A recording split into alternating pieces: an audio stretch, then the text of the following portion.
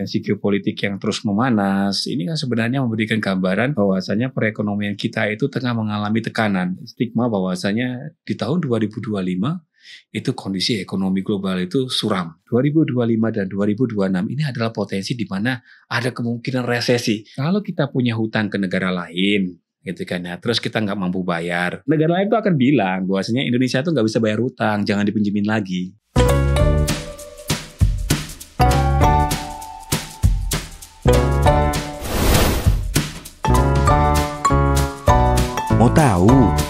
Mau tahu aja.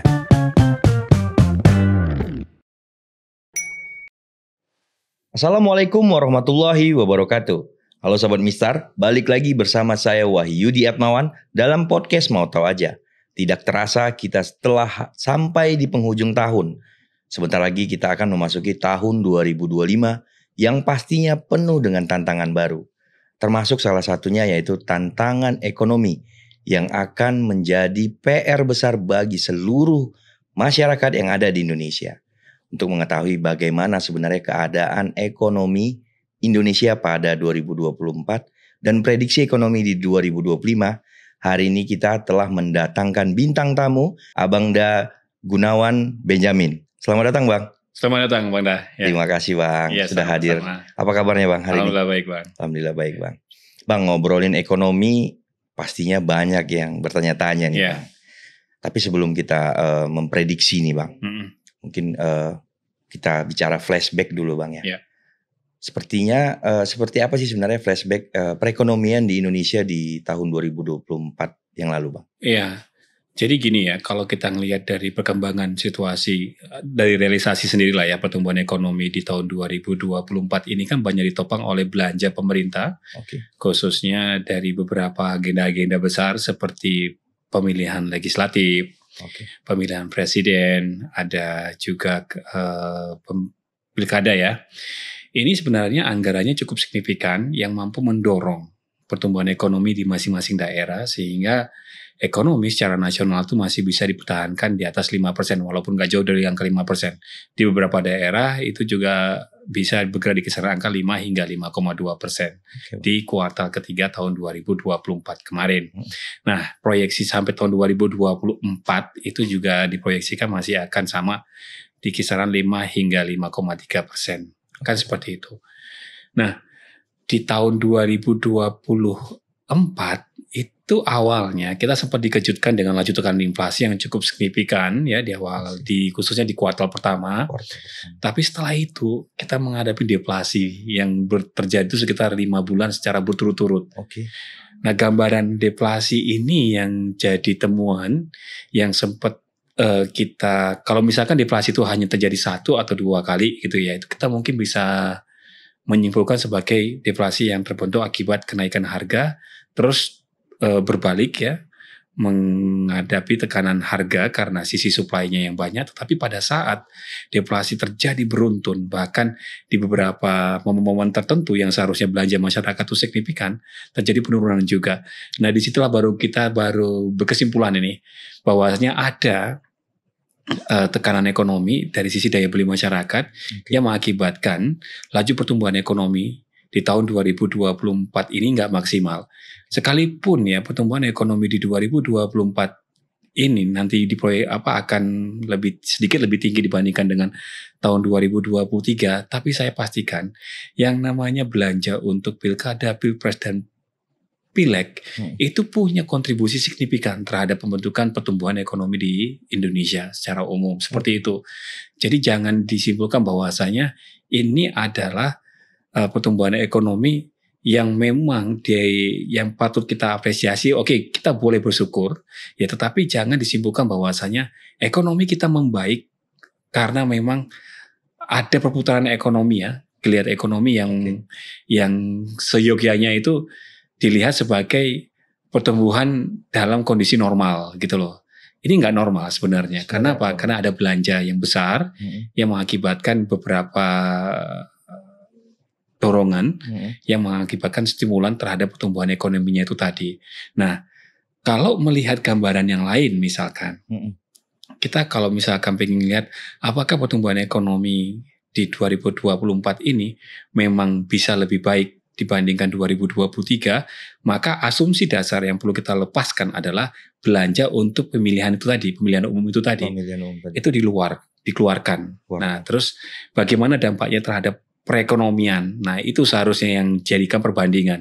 Jadi nggak apple to apple kalau kita bilang bahwasanya 2024 dibandingkan 2023 realisasinya itu membaik, tetapi di 2024 kita punya banyak momentum pertumbuhan ekonomi besar yang mendorong konsumsi belanja masyarakat, belanja rumah tangga, yang menjadi salah satu penyumbang terbesar terhadap pertumbuhan ekonomi dari sisi pengeluaran.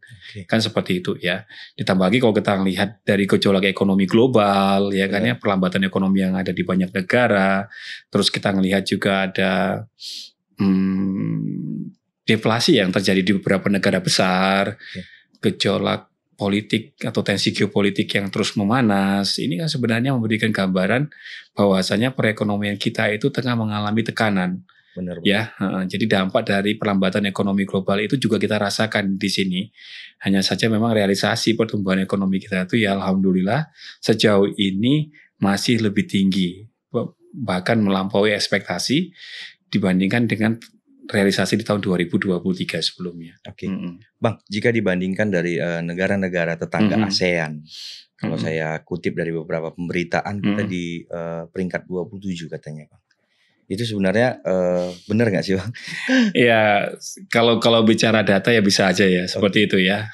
Cuman kita nggak bisa melihat atau membandingkan secara utuh ya. Benar. Bagaimana kondisi ekonomi kita dibandingkan negara ASEAN lainnya atau mungkin negara Asia lainnya gitu ya. Tetapi yang menjadi fokus kita seharusnya adalah kita lebih fokus bagaimana melihat pola belanja masyarakat yang belakangan ini tuh mengalami penurunan.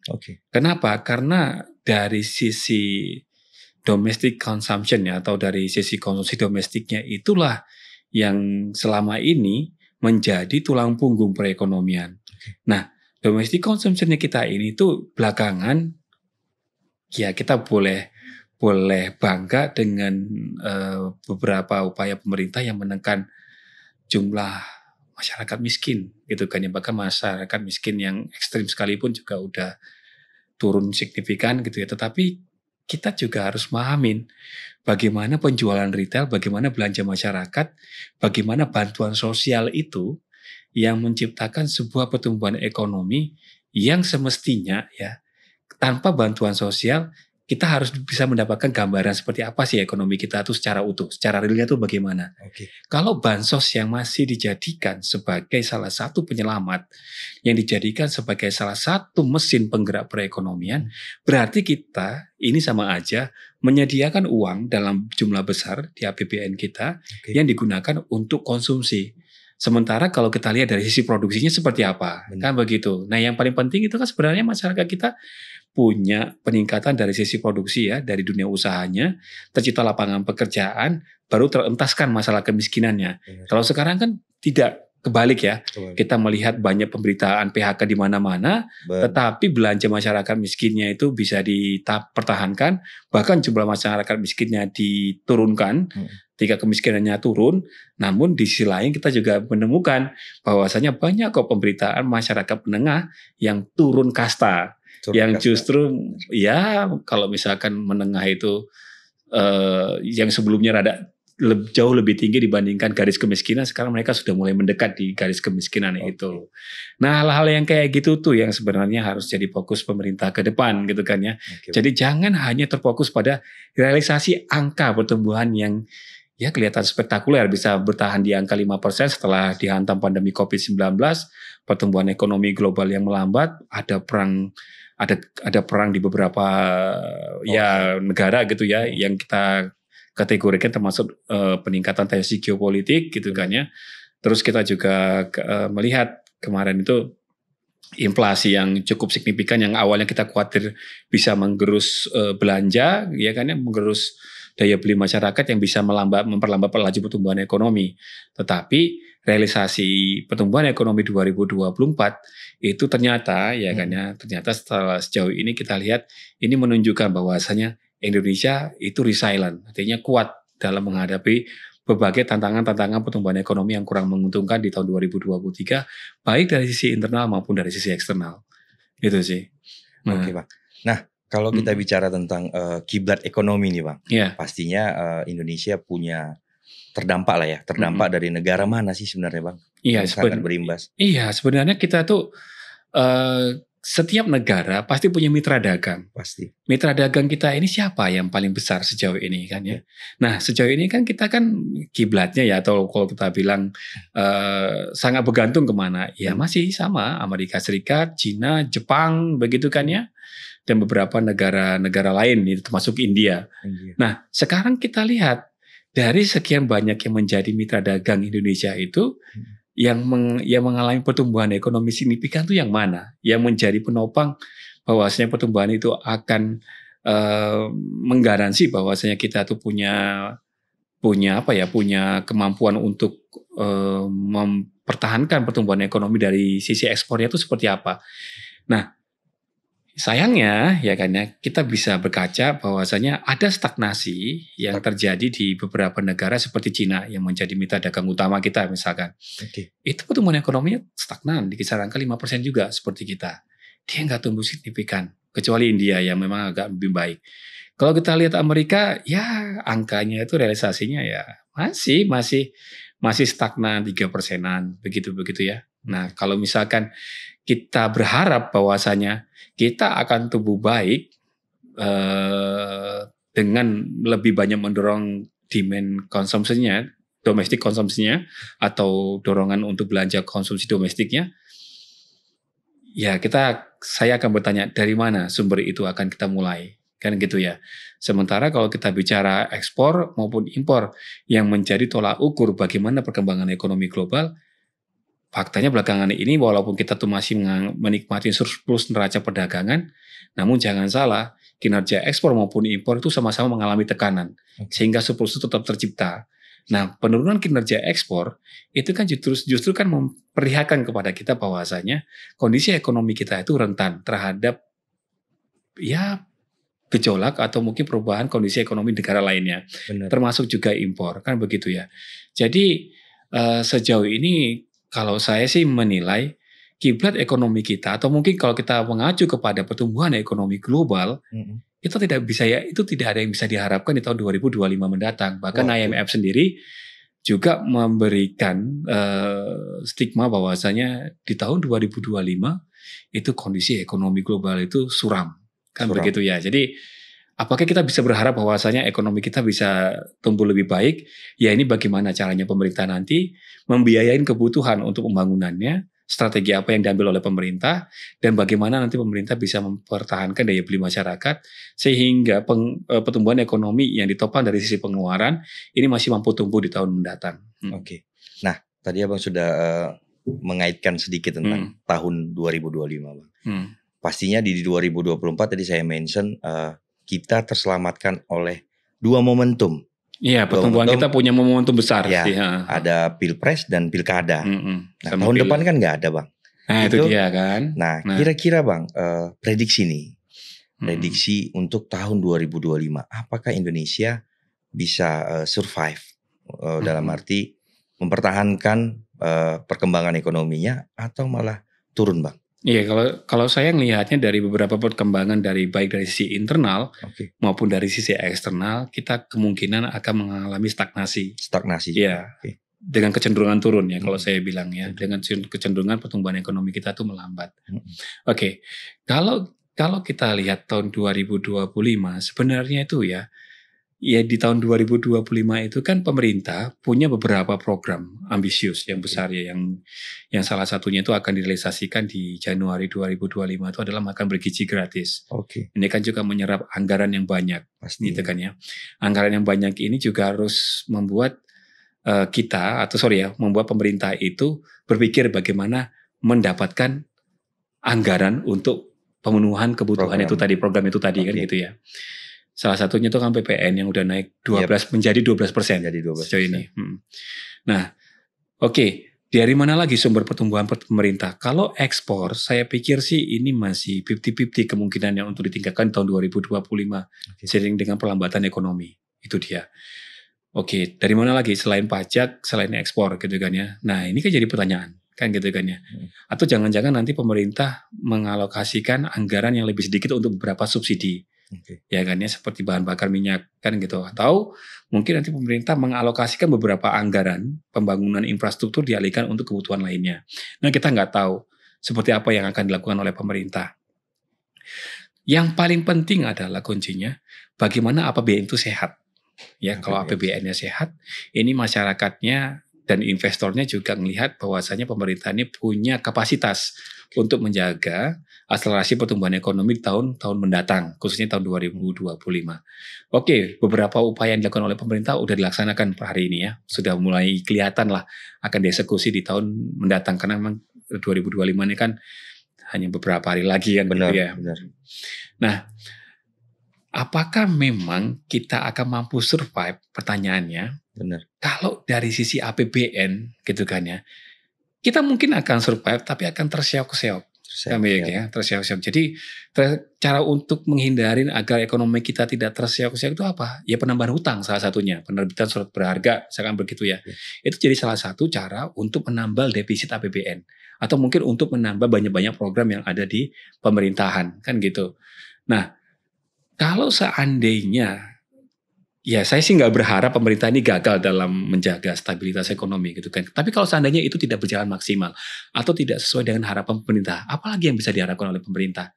Kalau misalkan tadi pajak udah naik, terus beberapa pengeluaran untuk subsidi atau mungkin alokasi anggaran di sektor-sektor atau di pos-pos tertentu sudah dikurangin, sudah sangat berhemat nih pemerintah.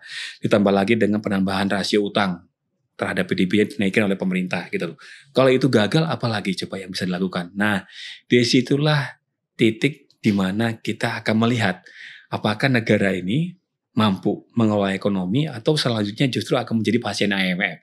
Kita nggak tahu nih kan ya. Tapi saya tidak berharap ke sana ya. Saya tidak berharap ke sana ya.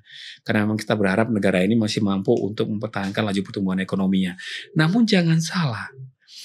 Kalau kita tadi yang saya sebutkan itu adalah permasalahan ekonomi secara internal yang kemungkinan besar pemerintah bisa mengontrol itu. Tapi kalau tiba-tiba ya, ini kan ada salah satu presiden yang sudah terpilih di Amerika Serikat namanya Donald Trump yang akan menjabat di bulan Januari.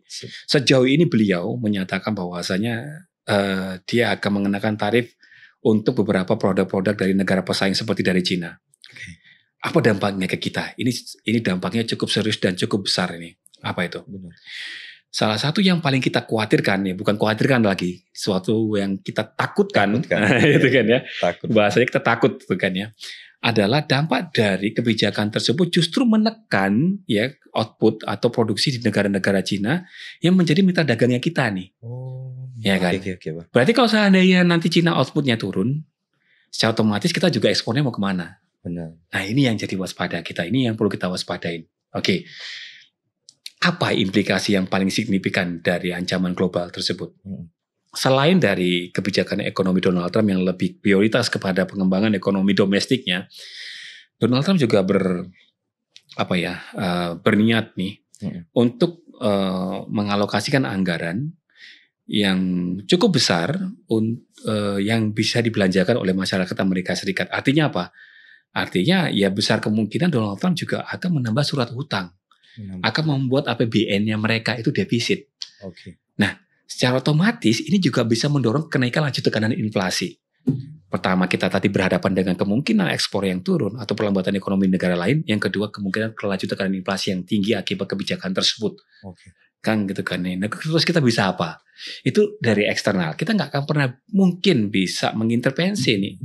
Dua negara yang lagi perang dagang gitu ya kan ya. Untuk jangan perang biar supaya ekonomi kita selamatkan. Kita justru akan mikir bagaimana minimalisir dampak dari kebijakan ekonomi di dua negara besar itu tersebut. Atau mungkin nanti perang dagang akan meluas ke hanya ke Cina aja. Pasti. Gitu kan ya.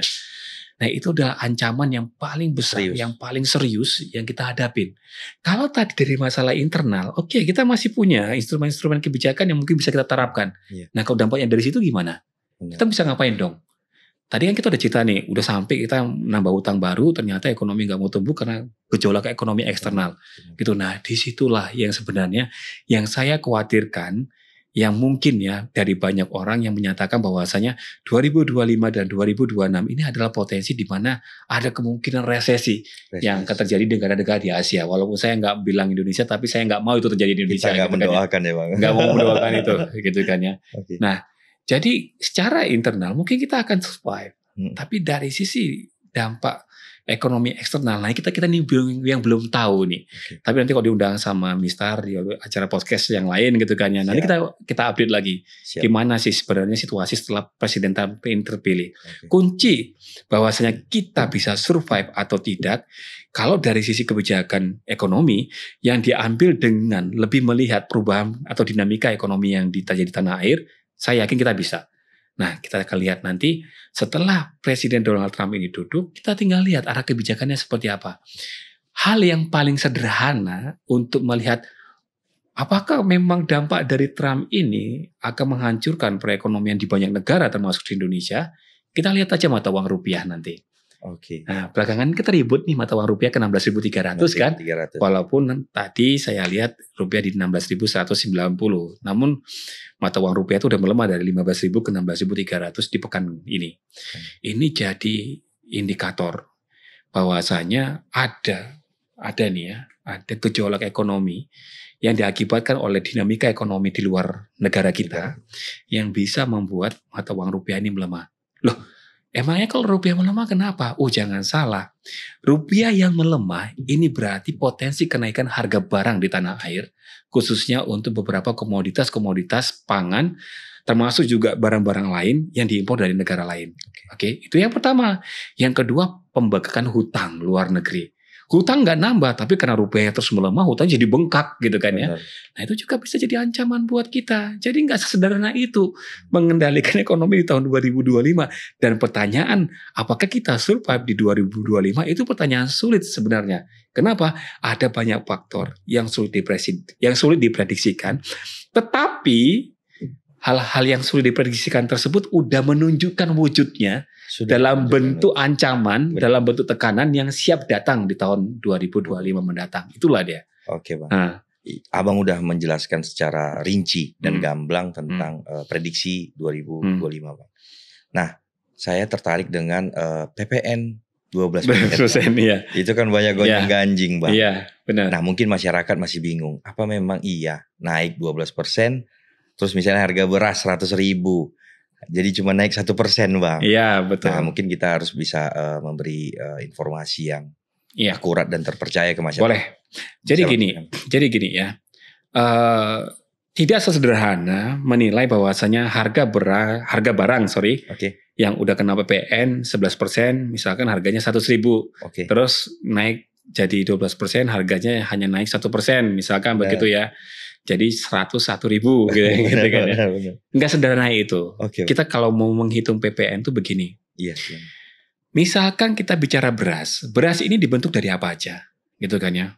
Pada saat petani nanam padi, dia akan beli bibitnya, dia akan beli pupuknya, dia akan beli pestisida, dia beli insektisida, dia akan beli herbisida, gitu kan ya.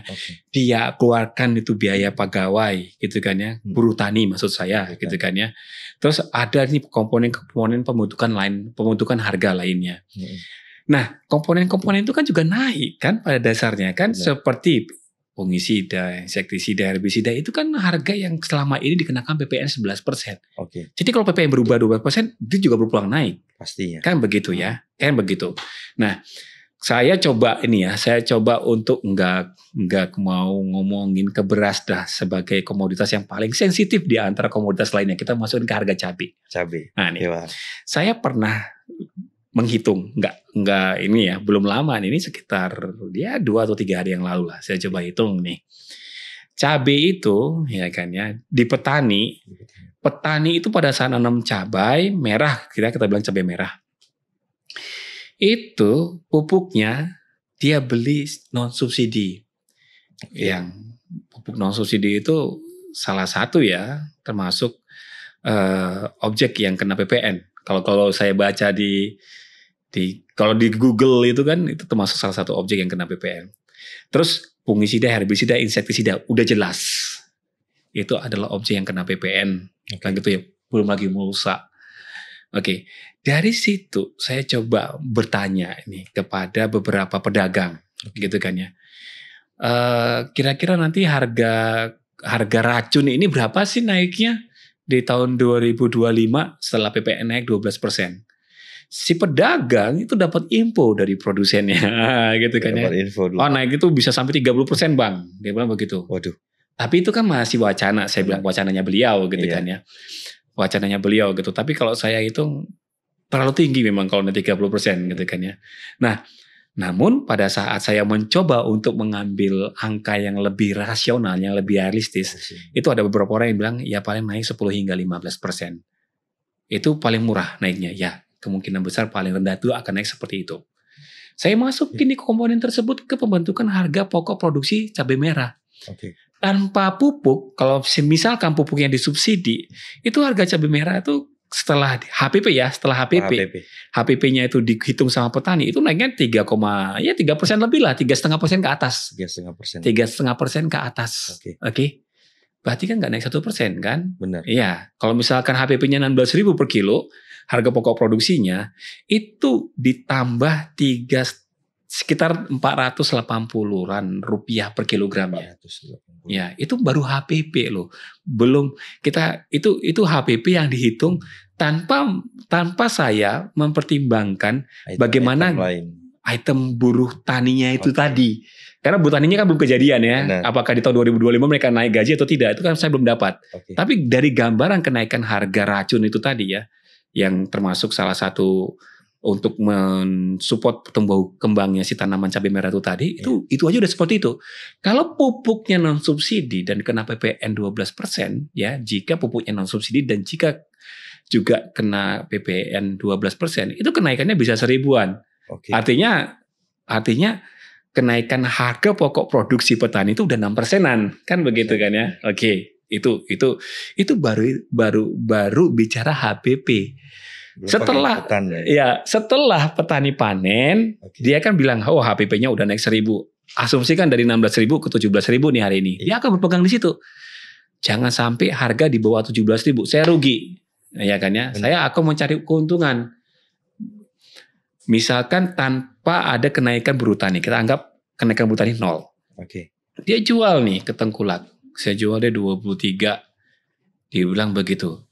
Tengkulak juga punya hitungan sendiri. Pastinya. Kendaraan saya ini punya onder deal yang PPN-nya juga naik jadi 12% kan gitu kan ya. Waduh. Ya kan ada ban, ya kan ada oli segala macam. Itu kena PPN semua. Benar.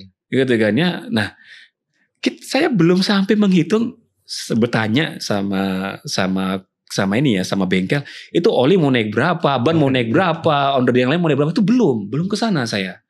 Ya kan ya. Tapi yang pasti kalau itu di adjustment, disesuaikan lagi oleh pengangkutannya gitu kan ya. Mau berapa lagi naiknya? Pasti. Ya kan?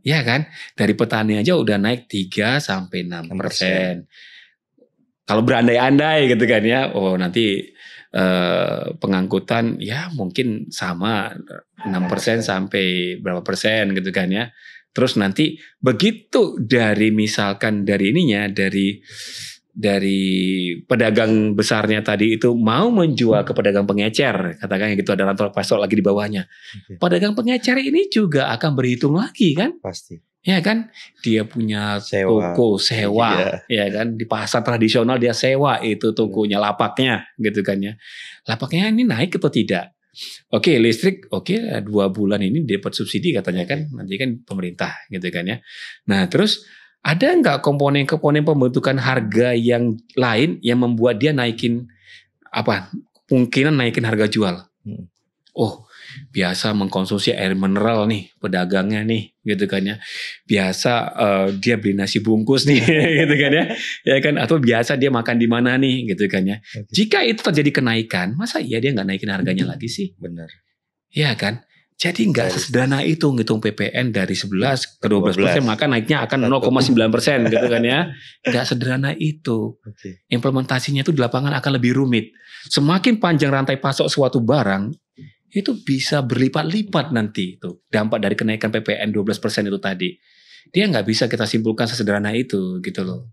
Jadi ada kita tuh butuh implementasi kalau mau bicara komprehensif. Dan satu barang, misalkan nih PPN naik 12%, maka semua harga barang akan sama naiknya. Oh tidak. Tidak seperti itu. Akan ada banyak barang yang akan menerima dampak berbeda-beda dari kenaikan PPN dari 11% itu menjadi 12% itu tadi. Itu pasti seperti itu. Makanya nggak sederhana itu. Kalau kita ngelihat nanti, wah ini akan termanifestasi dalam kinerja laju tekanan inflasi. Oh kita lihat nanti. Sudah bisa dipastikan inflasi akan naik.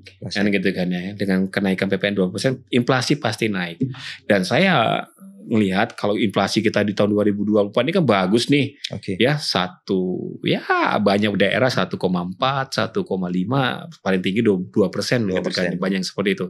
Ini kan rendah ini. Rendahnya acuannya mana?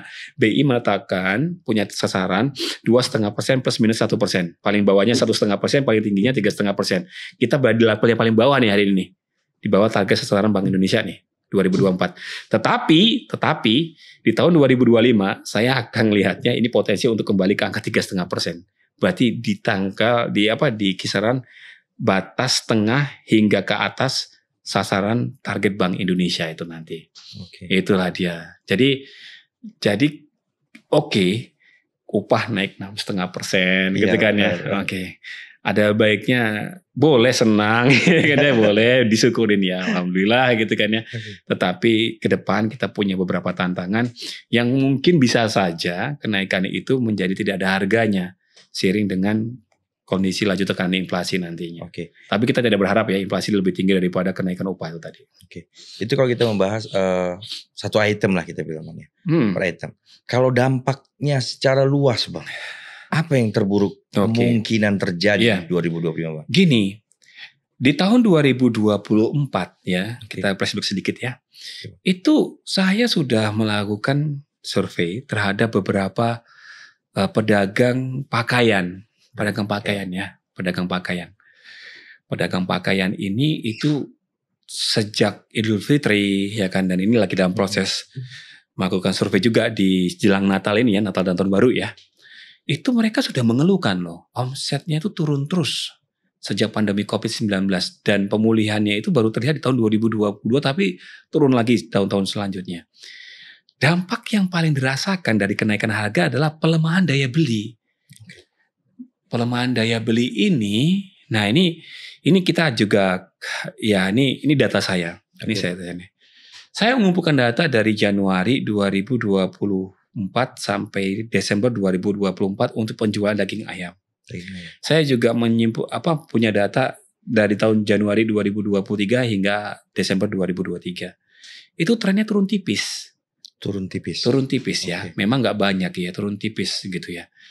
Itu saya sempat berpikir, masa iya sih pertumbuhan ekonomi yang 5%, yang 5% lah di Indonesia ini justru dibarengi dengan penurunan untuk kebutuhan dasar masyarakat. Gitu kan ya. Masa iya sih, kan begitu. Tapi kalau dari sisi pemenuhan kebutuhan sandang memang turunnya dalam. Gitu ya, turun dalam. Bahkan seragam sekolah aja turunnya juga signifikan di beberapa pedagang besar itu kan menyatakan demikian. Jika PPN 12% ini diberlakukan di tahun 2025, maka kita akan lihat dulu nih. Jangan-jangan akan ada penurunan belanja masyarakat yang lainnya. Kan gitu ya. Nah, tapi yang saya harapkan begini ya. Pada saat saya ngomong di sini gitu kan ya, pemerintah merespon sehingga apa yang dikhawatirkan itu tidak kejadian kan begitu kan ya. Nah, dari beberapa kemungkinan yang di dalam benaknya saya itu dengan kenaikan PPN 12%, maka daya belinya akan tergerus. Nah, tergerusnya daya beli itu justru diiringi dengan kenaikan laju tekanan inflasi. Benar. Yang nantinya akan membebani daya beli lagi kan. Benar. Harga barang makin mahal, daya beli udah rendah, daya harga barang makin mahal gitu kan ya. Dampak yang paling serius adalah masyarakat kita tuh pola belanjanya akan defensif. Kalau orang bilang tuh frugal living tuh ya orang tuh sekarang ini pokoknya gimana caranya bertahan hidup aja kan gitu kan ya. Survival kan jadikan ya kan ya. Benar. Kita kalau udah bicara pola hidup yang survival, berarti yang dia konsentrasikan pemenuhan dasarnya adalah kebutuhan pangannya dulu nih. Pangan kesehatannya. Kalau kesehatan oke lah, kita masih ada BPJS gitu kan ya, yang bagi banyak masyarakat tuh sangat membantu kan gitu. Oke. Tetapi kalau udah modelnya frugal living, kebutuhan makan dulu deh yang kita ini kan kita penuhin dulu. Sekarang pertanyaannya, perusahaan-perusahaan lain nih yang memproduksi pakaian, yang memproduksi kebutuhan pelengkap lainnya, itu mau ngapain gitu kan ya? Sementara apa, belanja masyarakatnya udah nggak ada. Jebakan ini kita masuk dalam sebuah lingkaran setan yang kita tuh nantinya agak susah keluar dari lingkaran itu yang paling berbahaya. Kan begitu kan ya? Mau pengusaha dorong, ayo investasi apa di saat daya beli masyarakat tuh nggak ada. Ya kan ya, ya udah investasi, misalkan investasi kebutuhan barang yang lain lah, misalkan kebutuhan sandang gitu kan ya lah. Kalau seandainya kebutuhan investasinya besar untuk sandang, dibangunlah investasi, produksi ditingkatkan, masyarakatnya nggak punya uang untuk beli, lantas saya mau jual kemana? Kan gitu kan, itu dia. Kalau kondisi daya belinya turun, inflasinya tinggi, masyarakat pola hidupnya udah survival ya, artinya bertahan hidup aja gitu kan ya. Ini yang saya khawatirkan, Cina di sisi lain itu punya masalah dengan Amerika Serikat karena dia nggak bisa ngekspor. Benar. Karena tadi yang seperti saya bilang, perang dagang dimulai nih. Perang dagang. Ya. Barangnya dia mau kemana? Dia akan jual obral murah ke negara yang lain, termasuk ke negaranya kita. Ya kan? Benar. Pertama, stagnasi pertumbuhan ekonomi, industrinya juga nggak jalan, inflasinya tinggi, daya beli turun, barang impor masuk. Waduh. Itu adalah skenario terburuk ya dari yang kita khawatirkan lah, yang pada saat kita duduk di sini tuh yang kita khawatirkan tuh itu sebenarnya. Nah, ada baiknya yang kayak begini itu nggak dianggap sepele gitu kan ya, karena nggak ada yang bisa menggaransi bagaimana gejolak ekonomi di luar itu. Dan sementara kita juga punya masalahnya kita sendiri yang sampai hari ini itu masih, kalau dalam kacamata saya itu masih sulit untuk diatasin tahun 2025 mendatang. Jadi kalau misalkan IMF menyatakan ekonomi global itu suram, ya itu tanpa pengecualian kita juga sama pada dasarnya. Kalau saya bilang sih begitu. Bang, tadi abang ada mention tentang, mungkin menarik kita bahas tentang PLN. Kita dikasih subsidi 50%. Yeah. Tapi kenapa pemerintah itu cuma ngasih 2 bulan, Bang? Padahal 1 tahun tuh kita tahu 12 bulan, Bang. Apa memang masyarakat dipaksa survive? Atau dikasih angin surga 2 bulan doang? Terus selebihnya berdoa kepada Yang Maha Kuasa, Bang. Tanggapannya, Bang? Saya gini ya. Saya pertanyaan itu bukan hanya di sini. Ya, pertanyaan itu juga terjadi di luar. Kalau misalkan duduk di warung kopi atau di rumah makan gitu kan ya. Itu mereka selalu nanyakin itu Gunawan sebenarnya ngasih gratis, potongan ya, bukan gratis ya, potongan selama 2 bulan tuh untuk apa sih, bilang gitu kan ya. Saya bilang, ya saya nggak tahu untuk apa, tapi pasti kita lebih murah bayarnya, saya begitu kan ya. Itu kebijakan populis atau memang urgen atau seperti apa gitu kan ya. Ini ranah yang saya pikir bisa dua-duanya jawaban itu kan ya. Urgensinya ada ya, biar supaya daya beli kita terjaga, misalkan seperti itu. Kita nggak bisa ngebantah itu juga karena itu masuk alasan yang masuk akal. Tetapi kalau misalkan kebijakan ini hanya memberikan angin surga supaya kita tuh tidak terlalu recok deh dengan kenaikan PPN 12% misalkan begitu kan ya. Atau juga pemerintah kasih subsidi misalkan gitu. Ya itu masuk akal juga kan. Tapi itu kan adalah dugaan-dugaan liar yang muncul di masyarakat gitu kan ya. Kalau mau jujur ya tanya pemerintahnya, ini kenapa ada pengeluaran kebijakan yang kayaknya itu kenapa nggak selamanya aja misalkan begitu kan ya. Ya itu pemerintah yang bisa menjawab itu ya. Tetapi kalau dalam konteksnya saya sih, selama masyarakat punya pandangannya masing-masing silakan aja. Kalau saya sih bilang silakan aja. Ya kalau pendapat saya pribadi ya bisa macam-macam. Salah satunya ini memang bisa menjadi salah satu bargainingnya pemerintah nih ke masyarakat dengan program-program media gitu kan ya. Ya walaupun memang kenaikan PPN 12% ini memberatkan gitu kan ya. Tetapi satu hal yang perlu dipahamin, untuk menjaga APBN yang sehat ya dari sini salah satunya. Nah itu dia. Itu suatu hal yang nggak bisa dinafikan, yang nggak bisa kita hilangkan itu gitu ya. Walaupun memang banyak yang mengkritisi, banyak yang nggak setuju. Oke, itu masuk akal juga kan, karena kan tambah beban kan, seperti itu kan ya. Nah, pemerintah ini punya kayak gini ya, kalau saya bilang kan kebijakan untuk membuat mensubsidi pembayaran listrik di kategori tertentu gitu kan ya. Itu salah satunya itu ya mungkin biar supaya pemerintah itu tidak mengalami resistensi yang tinggi terhadap kebijakan-kebijakan yang lain kan gitu kan ya. Pemerintah boleh nggak berargumen bahwasanya kebijakan dia baik kok untuk negara ini, sangat boleh gitu kan ya. Jadi kalau misalkan saya mau fair ini kan ya, saya misalkan mau fair ini, kalau misalkan saya mau kita fair aja deh gitu kan ya. Pemerintah punya program makan gratis, punya program pembangunan IKN, punya program tambahan untuk kementerian, itu butuh anggaran yang banyak dan harus dipenuhi dengan pemasukan yang mumpuni agar ini berjalan. Ya salah satunya itu ya seperti ini, salah satunya. Dan bukan tidak mungkin kebijakan pemerintah yang dilakukan saat ini justru ini akan menyelamatkan perekonomian kita dalam jangka waktu yang lebih lama. Bisa jadi, ya kan? Bisa jadi di antara gangguan-gangguan itu tadi. Walaupun kalau misalkan ada masyarakat yang mengkritisi bahwasanya kebijakan ini terlalu memberatkan, itu memang nyata gitu kan ya. Ini memang sangat memberatkan sekali kan begitu kan ya. Tetapi inilah pilihan, inilah kebijakan gitu kan ya. Nggak semua orang akan senang di situ kan ya. Nah, jadi ya saya berada di posisinya sama dengan pada masyarakat pada umumnya terkait dengan kebijakan subsidi 50% untuk 50% atau berapa persen saya nggak tahu ya, nggak tahu pastinya 50% katanya ya. Yang 2 bulan itu ya saya sepakat bahwasanya kalau misalkan ada yang bilang itu sangat populis, itu hanya memberi angin surga ya kan ya, itu hanya bargainingnya pemerintah, ya kita sepakat di situ sih. Ya dengan walaupun itu dugaan-dugaan liar ya, tapi ya yang namanya kita ya sebagai manusia itu kan punya penalaran dari kebijakan-kebijakan yang sebetulnya masing-masing kita harus hargain itu gitu loh. Oke Bang.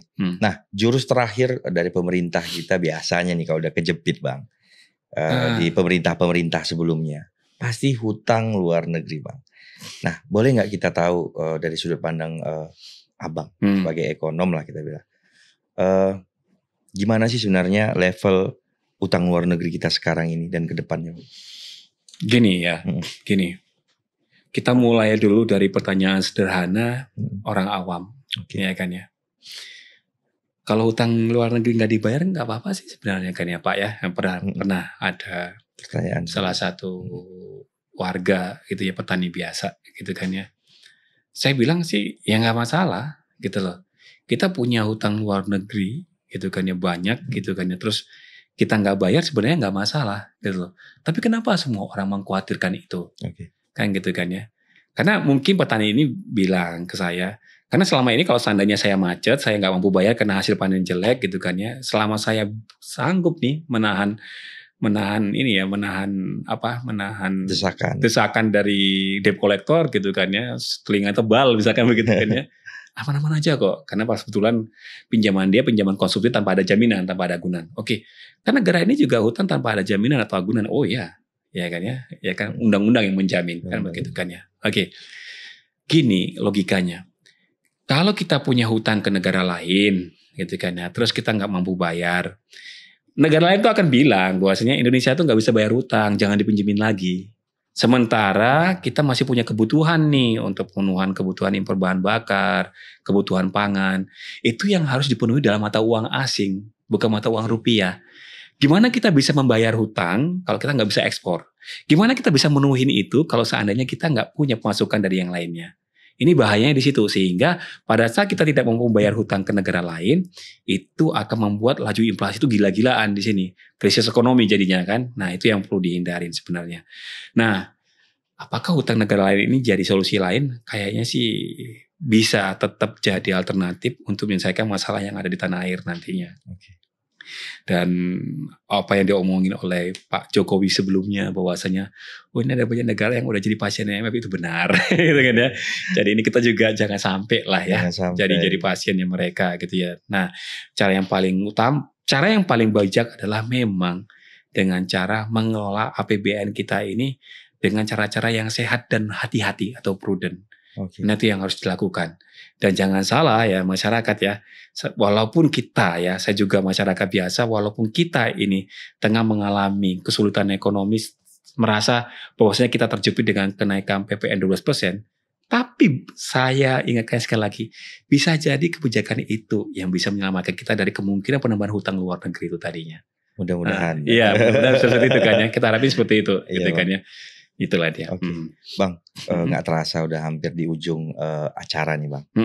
Yang pastinya kita sudah panjang lebar membahas dari mulai PPN, dampak global, dan prediksi-prediksi ekonomi di tahun 2025.